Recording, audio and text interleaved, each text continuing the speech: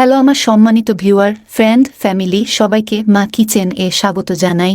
আপনাদের কাছ থেকে একটা subscribe, like, comment and share আশা তো করতেই পারি। আপনাদের অনুপ্রেরণা আমাদের পথ চলা। আমরা সাধারণত দেখেছি বিয়ে বাড়িতে এসব কাতলা কালিয়ার রেসিপি তৈরি করে থাকে। তো আজকে কিভাবে আপনারা ঘরে ঝটপটভাবে এই কাতলা কালিয়া তৈরি করে খেতে পারেন সেই রেসিপিটাই আজকে আপনাদের সাথে শেয়ার করব। চলুন তাহলে কথা না বাড়িয়ে দেখে নিই। কাতলা মাছের কালিয়া করার জন্য এখানে আমি 4 পিস কাতলা মাছ নিয়ে নিয়েছি। আপনি যে কোনো মাছ দিয়ে এই কালিয়াটা রান্না করতে পারবেন। এখন আমি এর সাথে দিব 1 চা চামচ পরিমাণ লবণ, হাফ চা চামচ পরিমাণ মরিচের গুঁড়ো, হাফ চা চামচ পরিমাণ হলুদের গুঁড়ো।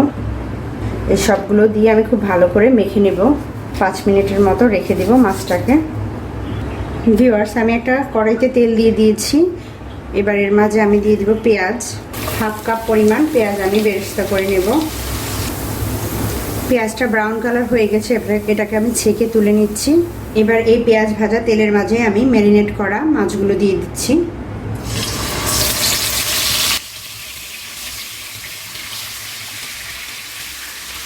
লাল করে ভেজে নেব। মাছগুলো লাল করে ভাজা হয়ে গেছে, এবার এগুলো আমি তুলে নিচ্ছি।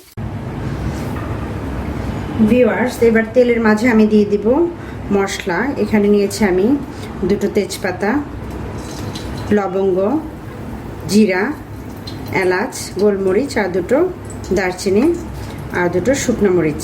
এই সবগুলো আমি দিয়ে দিচ্ছি তেলের মাঝে। মশলাটা একটু ভেজে নিচ্ছি। আদা বাটা হাফ চা চামচ পরিমাণ, রসুন বাটা হাফ চা চামচ পরিমাণ, পেঁয়াজ বাটা হাফ কাপ,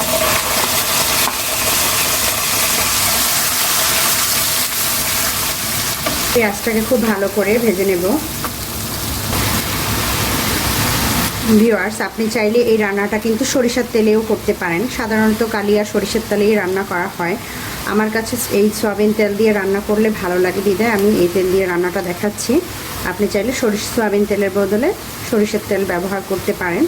এবার খুব ভালোভাবে মশলাটাকে আমি কষিয়ে নিচ্ছি তেলটা ওঠা পর্যন্ত। মশলার উপরে তেলটা উঠে গেছে, এর সাথে আমি দিয়ে দিচ্ছি হাফ চা চামচ পরিমাণ চিনি। এবার আমি সবগুলো মশলাগুলো একে একে ব্যবহার করব। দিয়ে দিব হাফ চা চামচ পরিমাণ হলুদের গুঁড়ো, হাফ চা চামচ পরিমাণ লাল মরিচের গুঁড়ো, হাফ চা চামচ পরিমাণ টালা জিরার গুঁড়ো, হাফ চা চামচ পরিমাণ ধনে গুঁড়ো। এই সবগুলো মশলাগুলো দিয়ে ভালো করে কষিয়ে নেব। মশলাটা ভালো করে ভুনে নিয়েছি। এবার এর সাথে দিব 2টো টমেটো পেস্ট।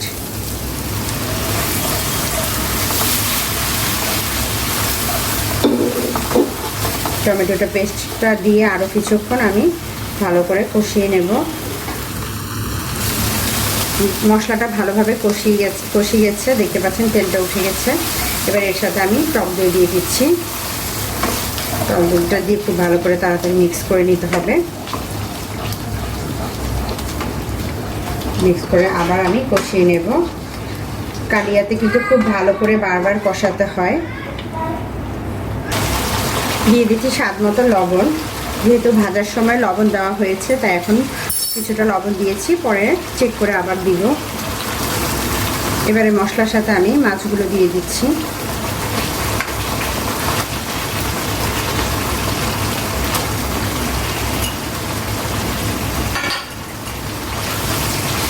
নেড়ে চেড়ে কিছুক্ষণ ঢাকা দিয়ে রাখবো যাতে মশলাটা মাছের ভেতরে ঢোকে।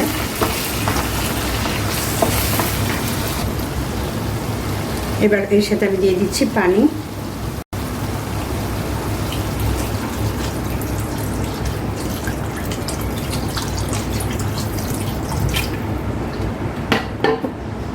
আগে থেকে ভেজে রাখা পেঁয়াজ বেরেস্তা।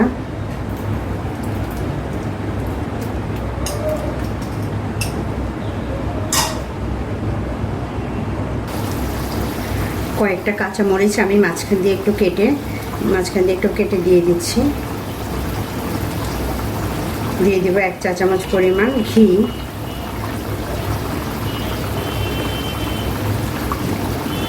আর দিয়ে দিচ্ছি হাফ চা চামচ পরিমাণ গরম মশলা গুঁড়ো।